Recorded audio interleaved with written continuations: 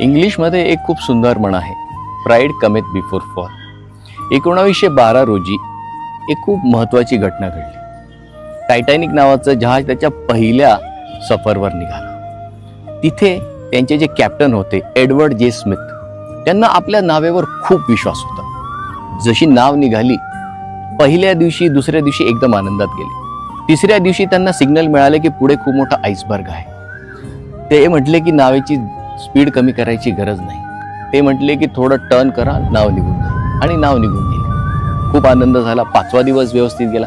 6व्या दिवशी त्यांना 1 नव्हे 2 नव्हे 6 वेळा वॉर्निंग मिळाली की तुम्ही तुमच्या जहाजाचा स्पीड कमी करा. पण त्यांनी कोणाचंही ऐकलं नाही. ते म्हटले की मला पूर्ण विश्वास आहे. आणि रात्री 11:30 वाजता अशी घटना घडली की पूर्ण जहाज जी 2200 लोकांना घेऊन चालली होती, त्यातले 1200 लोक जागीच पडले.